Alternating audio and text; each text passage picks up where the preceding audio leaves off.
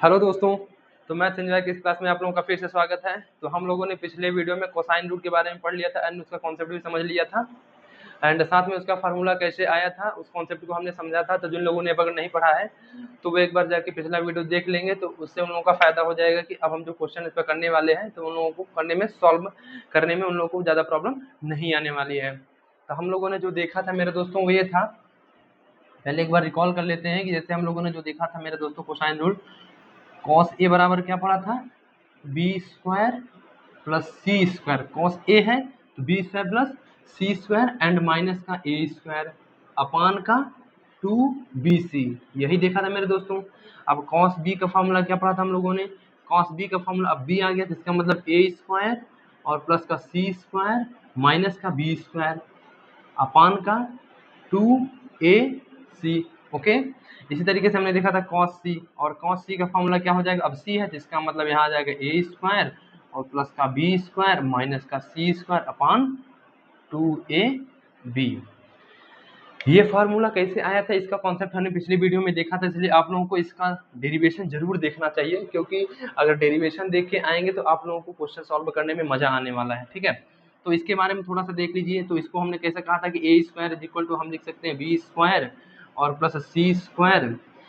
अगर a square लिखा तो b square plus c square तो माइनस का 2bc और 2bc लिखा तो cos a। ओके, यही फार्मूला। इसी तरीके से इसमें देखिएगा इस b square is equal to a square plus c square. अगर बी स्क्वायर आपने लिखा तो इसका मतलब a square plus c square, जो बचे दो टर्म है वो आ जाएंगे एंड माइनस का इन दोनों का ट्वाइस करके मल्टीप्लाई कर दीजिए एंड जो बी है उसका कॉस ले लीजिए, कॉस बी। ओके, इसी तरीके से हम सी स्क्वायर बराबर के पूछे तो बचे दो टर्म्स ऐड हो जाएंगे स्क्वायर होके A square plus B square and minus इसका ट्वाइस लेके मल्टीप्लाई करके जो टर्म आया है उसका कोस लेके उसको सॉल्व कर लो। ये कुछ इस तरीके से हम लोगों का फार्मूला था। अब उम्मीद कर रहे हैं कॉन्सेप्ट आपको समझ में आया होगा। अब हम इसी पर बेस्ड क्वेश्चन करने वाले हैं, तो आप लोग क्या करिए इसको एक बार रिकॉल कर लीजिए और उसके बाद चलते हैं अपन लोग क्वेश्चन पर। ओके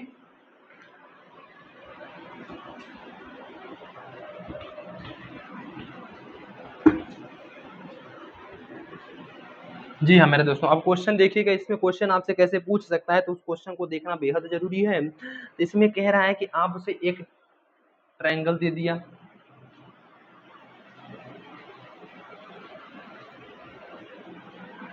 ट्रायंगल ए है, ट्रायंगल बी है, ट्रायंगल सी है मेरे दोस्तों। ओके, अब इसमें ये कह रहा है कि ये 120 डिग्री है, ये आपका 120 डिग्री। मैंने कहा ठीक है भैया 120 है तो कोई दिक्कत नहीं, 9 21 एक्स। अब ये है आपका 9 सेंटीमीटर, ये है 21 सेंटीमीटर और ये है x centimetre. Find the value of x, find the value of x। तो भैया x की वैल्यू फाइंड करना है तो क्या आ सकता है जरा बताइएगा, x की वैल्यू फाइंड करने से क्या आएगा जरा बताइएगा। तो जी हाँ देखिएगा मेरे दोस्तों, आप एक टर्म याद करिए, आप एक टर्म याद करिए कि इसके सामने वाली भुजा हम a मानते थे। ओके, इसके सामने वाली भुजा को हम c मानते थे एंड इसके सामने वाली भुजा को इस बार b मानते थे। इसका मतलब यहाँ क्या पूछ रहा है, b स्क्वायर। तो दैट इज ये एक तरीके से क्या हुआ, इसके सामने वाली भुजा को हमने a मान लिया, इसके सामने वाली भुजा को b मान लिया एंड इसके सामने वाली भुजा को c मान लिया। तो अब आपको पूरा टर्म्स पता है और फाइंड कर लीजिए। कैसे जरा देखिएगा, हम आपसे ये कहना चाह रहे हैं भैया, हम आपसे जो कहना चाह रहे हैं आप जरा समझिए। हम ये कहना चाह रहे हैं आपसे कि हमें चूंकि a की वैल्यू दिया हुआ है और जब हमें a की वैल्यू दिया इसलिए हम a स्क्वायर यहाँ पर अप्लाई कर पाएंगे और कोई भी अप्लाई नहीं कर पाएंगे। तो चलिए हम a की अप्लाई करते हैं। तो a square is equal to क्या पढ़े भैया, a square is equal to दोस्त मेरे हम पढ़े हैं a square is equal to b square और प्लस सी स्क्वायर माइनस का इन दोनों का मल्टीप्लीकेशन एंड कॉस ए। यही पढ़े हैं भैया कि कुछ और पढ़े हैं, यही पढ़े हैं। ओके मेरे दोस्तों, अब ए की वैल्यू हमें दिया है 21 सेंटीमीटर तो 21 का स्क्वायर हो जाएगा और बी की वैल्यू हमें दिया है एक्स स्क्वायर और सी की वैल्यू हमें दिया है 9 का square and minus 2 into X into 9। Cos A की वैल्यू कितना दिया है, एंगल 120 डिग्री। अब इसको सॉल्व कर लीजिए। 21 का स्क्वायर कितना होता है, तो 21 का स्क्वायर होता है 441। कितना होता है मेरे दोस्तों, 441 मेरे दोस्तों। ओके। अब उसके बाद क्या होगा, इसको जरा ध्यान से देखिएगा, तो एक्स स्क्वायर हो जाएगा और 9 का स्क्वायर होता है तो 81 और माइनस ये हो जाएगा 18x। अब cos 120 डिग्री की वैल्यू, cos 120 डिग्री की वैल्यू अगर आपको पता है तो ठीक है, नहीं तो हम ट्रिग्नोमेट्री में फिर से देखेंगे। अभी आप लोग इतना समझ लीजिए कि cos 120 डिग्री को हम लिख सकते हैं cos 180 डिग्री माइनस का 60, लिख सकते हैं कि नहीं। और जब इतना लिखेंगे तो इसका मतलब होता है हम देख रहे हैं ये सेकंड क्वाड्रेंट में जा रहा है, और जब ये सेकंड ऐसे है, अब ये सेकंड क्वाड्रेंट में आ रहा है, तो जब सेकंड क्वाड्रेंट में आएगा तो इसकी वैल्यू क्या हो जाएगी, नेगेटिव, तो बराबर हो जाएगा माइनस का cos 60 डिग्री। अब माइनस का cos 60 डिग्री की वैल्यू कितनी होगी, तो माइनस का 1/2, माइनस का 1/2 मेरे दोस्तों, तो यही हम कर देंगे, माइनस का 1/2 मेरे दोस्त। बिल्कुल समझ में आ रहा है कि नहीं, जरा बताइएगा, आ रहा है ना, ओके। तो माइनस का 1/2, ओके भैया, आपने कहा तो हमने कर दिखाया। उसके बाद 441 is equal to x square plus 81 and अब 2 9 18 और माइनस माइनस प्लस, तो दैट इज 9x। हमने कहा बिल्कुल सही कह रहे हो, तो हम मान लेते हैं आपकी बात। अब इसको इधर ले जाते हैं तो बचा कितना, एक्स स्क्वायर और प्लस का 9x एंड इसको ले जाएंगे तो ये माइनस हो जाएगा उधर, तो सब्ट्रैक्ट होगा, तो 1 में से 1 गए 0 और यहाँ हो गया 4, 14 में से 8 गए 6 और ये हो गया 3, ये हो गया 0। हाँ, आंसर हमारा अब आने वाला है। चलिए 360 का फैक्टराइजेशन करिए जरा मेरे दोस्तों, क्या आने वाला है, तो 360 को आप लोग क्या लिख सकते हो, 12 तिहाई 36, 12 तिहाई 36, 2 दूनी 4 तिहाई 12 तिहाई 36 और बचा क्या, 2 पंचे 10 तो 2 पंचे 10, इसका मतलब 2 दूनी 4 दूनी 8, 8 त्रिक 24 और 5 तिहाई 15, 15 9 24। इसका मतलब मेरे दोस्तों एक्स स्क्वायर, इसका फैक्टराइजेशन कैसे हुआ, तो समझिए x square plus 15x 24x minus का 15x minus 360 is equal to 0 मेरे दोस्तों। यहाँ से हम x कॉमन लिए तो बचा x प्लस 24 एंड यहाँ पर माइनस 15 कॉमन लिए तो x प्लस 24 बचा मेरे दोस्तों। तो यहाँ से हम क्या बता पा रहे हैं कि हमें x प्लस 24 इधर से कॉमन मिला एंड x माइनस 15 इधर से कॉमन मिला, तो 0 हो गया। अब मेरे दोस्तों जैसे ही ये हुआ, हमने क्या कहा, जी हाँ, यहाँ पर x की वैल्यू मिल गई मुझे, तो x की वैल्यू यहाँ पर या तो -24 होगी और या फिर 15 होगी। बट जरा बताइएगा क्या कोई वैल्यू, किसी की वैल्यू निगेटिव हो सकती है क्या, नहीं। तो इसका मतलब हमारी x की वैल्यू -24 पॉसिबल नहीं है और 15 हमारा x की फाइनल वैल्यू हो जाएगी। तो x इज इक्वल टू 15 मेरे दोस्तों। तो उम्मीद कर रहा हूँ यह क्वेश्चन आपको जरूर समझ में आ गया होगा, और अगर समझ में आ गया है तो वीडियो को लाइक करके कमेंट बॉक्स में बताना मत भूलिएगा मेरे दोस्तों, ठीक है। चलिए अगला क्वेश्चन देखते हैं भैया। अगला क्वेश्चन अति सुंदर है, अति शानदार है, खूबसूरत है क्वेश्चन, अट्रैक्टिव है।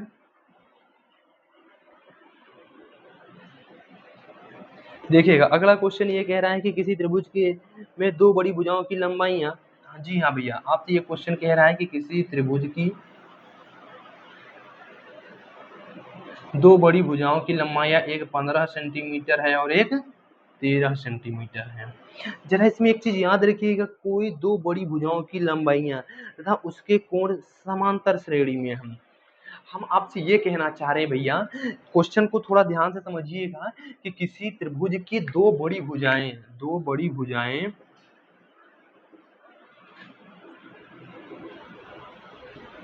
15 और 13 सेंटीमीटर हैं। ओके, तो जब दो बड़ी भुजाएं 15 सेंटीमीटर और 13 सेंटीमीटर हैं और इसके कोण समांतर श्रेणी में है, इसके कोण किसमें है, इसके कोण समांतर श्रेणी में है। और जब हमने कहा इसके कोण समांतर श्रेणी में है और उसके बाद आदमी कह रहा है कि उसकी बची हुई भुजा की लंबाई हो सकती है, इसकी बची हुई भुजा की लंबाई हो सकती है, इसकी बची हुई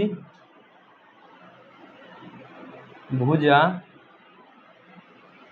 की लंबाई हो सकती है, कहा है मेरे दोस्तों, हो सकती है। तो क्या हो सकती है, यह हमें कमेंट करना है। तो चलिए जब हमसे ये बातें पूछेगा तो हम इसको बिल्कुल चर्चा करेंगे। कैसे चर्चा करेंगे मेरे दोस्तों, हम इससे ये कह रहा है कि दो बड़ी भुजाएं 15 सेंटीमीटर और 13 सेंटीमीटर हैं और इसके कोण समांतर श्रेणी में हैं।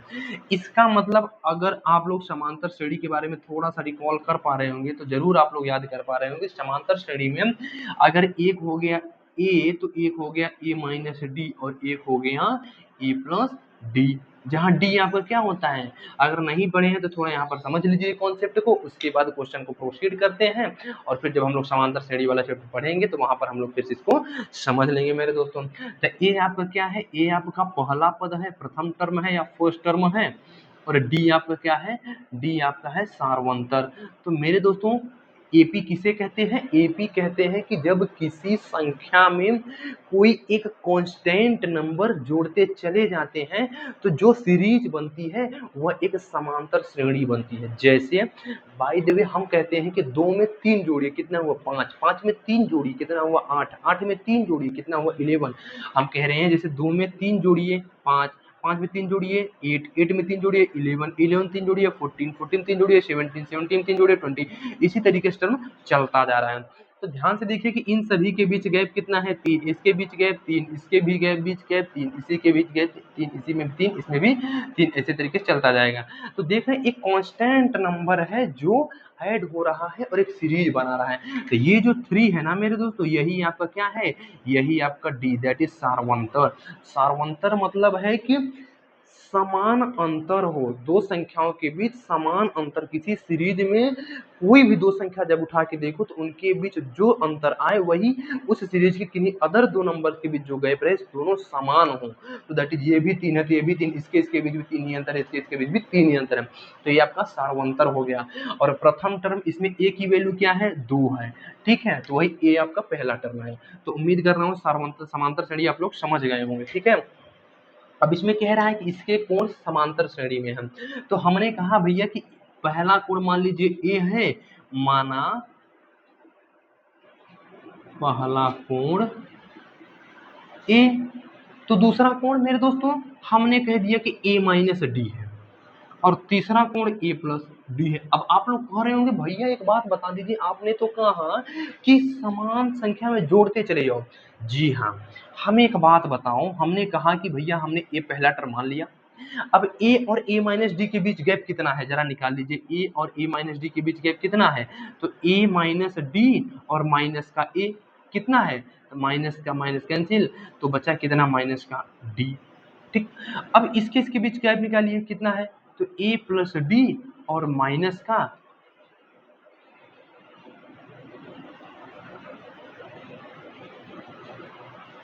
नहीं, देखिए सुनिए, हाँ इसके बीच अंतर सार्वंतर निकालना है ना मेरे दोस्त। ये देखिए हमने कहा पहला टर्म ए है, ठीक, तो जो दो अदर टर्म कौन कौन से हैं, हमने कहा ए माइनस डी है और जो अदर एक और है ए प्लस डी है। अब हम ये देख रहे हैं कि जो ए है इसमें एक समान नंबर डी सबट्रैक्ट कर रहे हैं और इसमें एक समान नंबर डी ऐड कर रहे हैं। इसका मतलब हुआ भैया कि ए माइनस डी ये रहा, तो ए रहा और ए प्लस डी ये रहा, सही क्रम तो ये आएगा इसका मतलब। अब इन दोनों के बीच आप गैप निकालिए तो कितना आएगा अंतर, डी आएगा, इन दोनों के बीच गैप निकालिएगा तो कितना आएगा, डी आएगा। इसका मतलब यह एक समांतर श्रेणी में है। ओके, अच्छा अब हमने कहा कि भैया हमने देखा हमने देखा कि जो है जो हमारे कोण है ए माइनस डी, ए और ए प्लस डी है।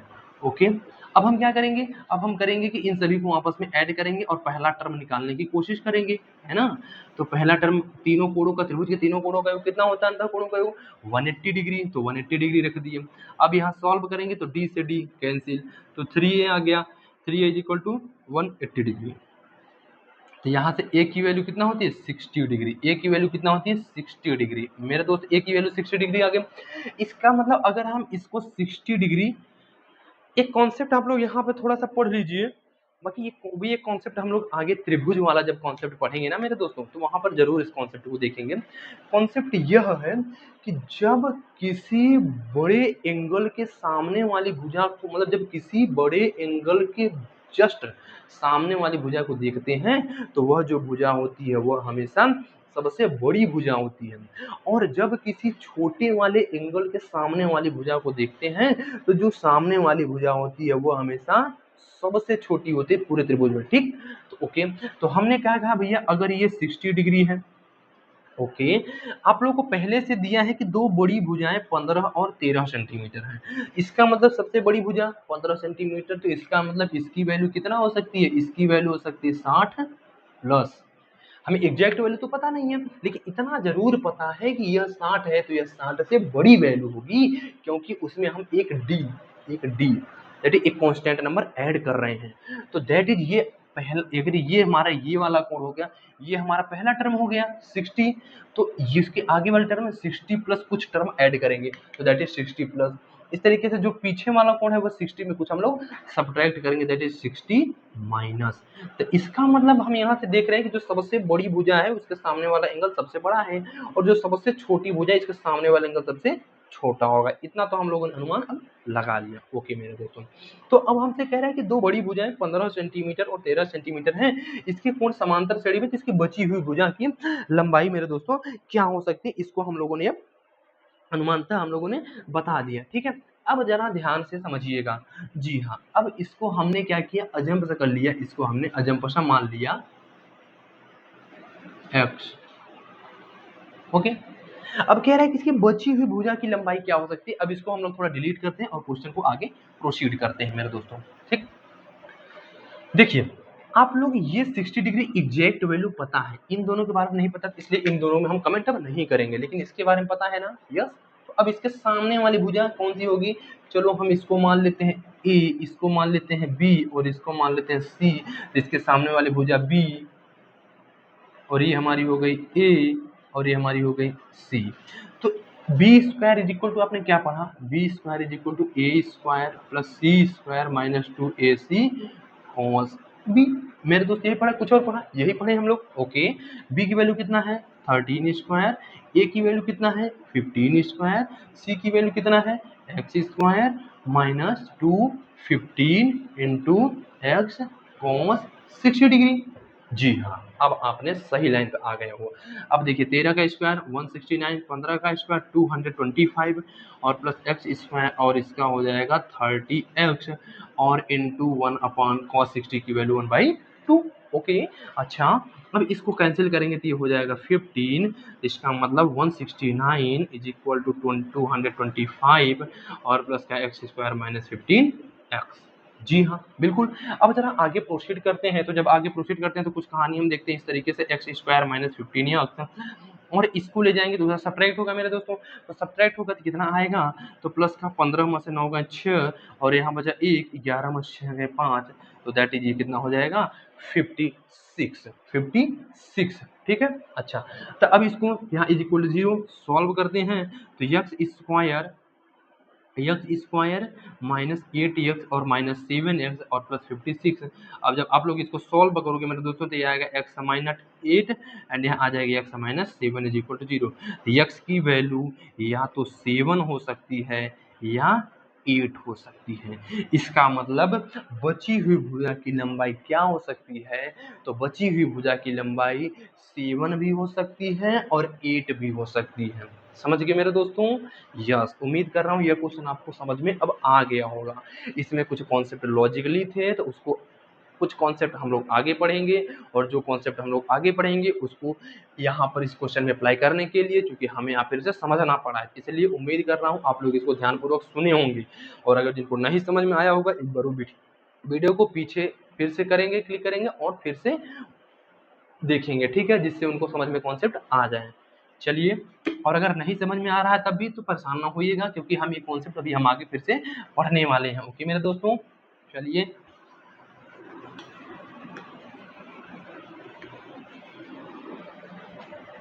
जी हाँ मेरे दोस्तों, अब अगला क्वेश्चन कुछ इस तरीके से है।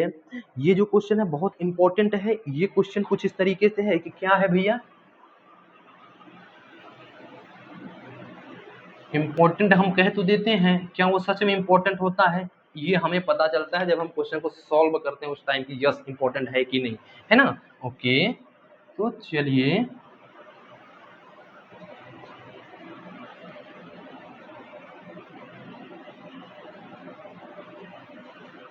जी हाँ, ऐसा कुछ क्वेश्चन दिया है। इसमें कह रहा है कि ए बी सी डी और सी ई एफ जी वर्ग हैं, ए बी सी डी और C E F G, A B C D C E F G. इसमें कह रहा है चतुर्भुज ए बी सी डी, चतुर्भुज सी ई एफ जी, क्या है, वर्ग है। और जब वर्ग है, अब इसमें कह रहा है कि ए बी बराबर 3 बी ई बराबर 4, ए बी बराबर 3 बी ई बराबर 4, बिल्कुल ए बी बराबर 3 बी बराबर 4, ई एफ बराबर 5, ई एफ बराबर 5। तो बीजी की लंबाई आप लोग बताओ। इसमें आप लोगों को उम्मीद कर रहे हैं प्रॉब्लम नहीं होनी चाहिए, एकदम इजी क्वेश्चन है। जरा देखिएगा, ए बी की वैल्यू कह रहा है 3, बिल्कुल। बी ई की वैल्यू कह रहा है 4, हमने एक्सेप्ट किया, आई एग्री। ई एफ की वैल्यू 5, एकदम एक्सेप्ट। बी जी की वैल्यू पूछ रहा है, अरे भाई ये पूछ रहा है मेरे दोस्तों, ये लेंथ, इसकी लेंथ पूछ रहा है, इसका मतलब इसको आपस में मिला दो, ये वाली लेंथ पूछ रहा है आपसे। चलो बताओ। तो जरा हमें एक बताइए कि ए बी सी डी क्या है, वर्ग है, इसका मतलब यह भी 3 होगा, यह भी 3 होगा और यह भी 3 होगा। अब इसी तरीके से हमने कहा ई एफ सी जी भी क्या है, सी ई एफ जी भी क्या है, वर्ग है, इसका मतलब यह भी 5 होगा, यह भी 5 होगा, यह भी 5 होगा और यह भी 5 होगा, है ना। यस। अब जरा एक बात बताइएगा, आप लोग यहाँ पर अगर कुछ ध्यान से देख पा रहे हो तो एक बात मेरे दोस्त थोड़ा लाइक करिएगा इस चीज को। कैसे, जरा हमें एक बात बताइए कि अगर हम कह दें, क्या कह दें कि जरा ध्यान से समझिए, ये एंगल कितना है, 90 डिग्री, ये एंगल कितना है, 90 degree. I agree, I agree, 90 degree यह भी है, लेकिन जरा ध्यान से समझिए, अगर हम ये वाला एंगल निकाल लें तो कुछ हमारा हो जाएगा। तो इसको हम मान लेते हैं थीटा। इसको कितना मान लिए, थीटा। जी हाँ, बिल्कुल थीटा हम मानने को तैयार हैं। अब यहाँ से बताइए कि आपको क्या चाहिए, आप क्या चाहिए उसके पहले हम क्या निकालेंगे ये आपको पता है कि नहीं, जरा ध्यान से समझिए। इसके सामने वाली भुजा मानते हैं सी, इसके सामने वाली भुजा मानते हैं बी, इसके सामने वाली भुजा मानते हैं ई। कुछ भी मान लो एक्स वाई जेड, बट मानो तो आप सही कम से कम, लेकिन कॉन्सेप्ट यहाँ पर आप लोग सही अप्लाई करो। चलो मानते हैं हम यहाँ पर सी, मानते हैं हम इस एंगल को पूरे को सी, मान ले। ओके चलो मान लेते हैं। तो हम मानते हैं जब सी, तो कहते हैं भैया इसको जब सी माने तो इसके सामने वाली भुजा को हमने मान लिया एक्स। अरे दादा, इसको आपने एक्स मान लिया, हमने कहा जी भाई, अब इसको एक्स मान लिया तो इसका मतलब यहाँ हम एक्स स्क्वायर अब हम अप्लाई करेंगे। अब जब इसको एक्स स्क्वायर अप्लाई किए तो इसका मतलब हुआ कि शेष दो बची हुई भुजाएं हैं उनका स्क्वायर करके फिर ऐड करो आपस में, तो इसका भी स्क्वायर करो, चलो 3 का स्क्वायर, और इसका भी स्क्वायर करो, चलो 5 का स्क्वायर, और आपस में हमने क्या कहा था, ऐड करो। उसके बाद क्या कहा था, उसके बाद हमने कहा था भैया कि इन दोनों को क्या करो, इन दोनों को क्या करो मेरे दोस्त, मल्टीप्लाई करो, लेकिन उसका ट्वाइस करके। तो हमने कहा ट्वाइस करो और मल्टीप्लाई करो, लेकिन करना क्या था इसका, सबट्रैक्शन, सबट्रैक्शन कर दिया। अब क्या करना है भैया, अब एक बात आप लोग याद रखिएगा कि 2 इंटू 3 इंटू 5 आप लोग याद रखिए कॉस लेना था। किसका लेना था कॉस भाई, ये जो एक्स है इसके सामने वाले एंगल का। अब जब इसका कॉस लेंगे तो 90 और प्लस थीटा, यही आएगा ना। तो cos 90 plus theta, 90 plus theta. Okay. अब X square is equal to 3 का वर्ग 9, 5 का वर्ग 25, ये हो जाएगा 2 3 6 पंचे 30, और cos 90 plus cos 90 plus theta की वैल्यू कितना होती है, कॉस 90 प्लस थीटा की वैल्यू माइनस का sine theta, cos 90 plus theta की वैल्यू कितना होगी, माइनस का साइन थीटा, क्योंकि सेकेंड क्वाड्रेंट में किसकी वैल्यू होती है पॉजिटिव, केवल साइन और कॉसेक की। कॉस जो है, कॉस की वैल्यू पॉजिटिव हमेशा फोर्थ क्वाड्रेंट में होगी या तो फर्स्ट क्वाड्रेंट में होगी, सेकेंड और थर्ड में कॉस की वैल्यू कभी पॉजिटिव नहीं होती। ओके, तो ये चूंकि सेकेंड क्वाड्रेंट में जा रहा है इसलिए इसकी वैल्यू नेगेटिव हो जाएगी। अब चूंकि 90 से प्लस या सब्ट्रैक्ट होगा तो हम कहते हैं कि वो चेंज होता है, तो यह भी चेंज हुआ और खास का साइन हो गया, तो माइनस साइन थीटा। अब आगे बढ़िएगा तो x square is equal to 25 9 कितना होता है 34, और minus minus plus 30 into sine theta. हमने क्या कहा था कि भैया थीटा जो है ना, हम इस वाले एंगल को मान चुके हैं पहले से, थीटा इस वाले एंगल को हमने पहले माना था, हमने कहा बिल्कुल मान लिए। अब हमने कहा भैया इसकी साइन थीटा की वैल्यू बताओ, अगर हम देखें तो बीईसी में साइन थीटा की वैल्यू क्या होगी? तो पहले एक बात बताओ, ये जो पाइथागोरस प्रमेय लगता है, यह एक समकोण त्रिभुज के लिए लगता है, तो यह एक समकोण त्रिभुज है ना? जी हाँ। अब ये क्या है? एक सीधी रेखा है ना? यस, एक सीधी रेखा। इसका मतलब यह भी क्या है? एक समकोण है, 90 डिग्री है। यस, इसका मतलब यहाँ पर पाइथागोरस वाला थ्योरम लगेगा। तो अब साइन थीटा बराबर क्या होता है? लंब बटे कर्ण। तो लंब क्या है? 4, कर्ण क्या है? 5। तो sine theta is equal to 4/5। Okay, अब वैल्यू पुट करो, फाइनल आंसर लो। X square is equal to 34 और प्लस का 30 इंटू 4/5, 5 छके 30। तो ये हो जाएगा 34 और प्लस 24, ये हो जाएगा 4 4 8 3 2 5। तो एक्स की वैल्यू हो गई √58। एक्स की वैल्यू कितना होगी? √58। उम्मीद कर रहा हूँ यह क्वेश्चन आपको जरूर समझ में आ गया होगा, और अगर समझ में आया है तो इसी बात पर वीडियो को लाइक करके कमेंट बॉक्स में बताना मत भूलिएगा मेरे दोस्तों। अब हम लोग चलते हैं, आज हम लोग त्रिभुज के बारे में इंट्रोडक्शन लेंगे। तो त्रिभुज के बारे में इंट्रोडक्शन लेने के लिए अगर आप लोग तैयार हो तो लें, अदरवाइज हम लोग अगले वीडियो में देखें, जैसी आपकी इच्छा हो। तो सोच रहे हैं कि अगले वीडियो में ही देखा जाए, क्योंकि त्रिभुज का पूरा सेपरेट वीडियो बनाया जाए। ओके मेरे दोस्तों, तो उम्मीद कर रहा हूँ आप लोगों को यह वीडियो पसंद आया होगा, और अगर पसंद आया है तो वीडियो को लाइक करके कमेंट बॉक्स में बताना मत भूलिएगा मेरे दोस्तों। साथ में आप लोग अपनी पढ़ाई को स्ट्रांग तरीके से पढ़ना स्टार्ट करिए, क्योंकि अगर आप लोग पढ़ेंगे नहीं तो आप लोगों का सिलेक्शन जल्दी नहीं होगा। इसलिए सिलेक्शन जल्दी पाना है तो इसका मतलब आप लोगों को स्टडी बहुत स्ट्रांगली तरीके से करना पड़ेगा विद डिसिप्लिन मेथड। तो आज के लिए बस इतना है दोस्तों। अब हम लोग मिलेंगे नेक्स्ट लेक्चर में। जय हिंद, जय भारत मेरे दोस्तों।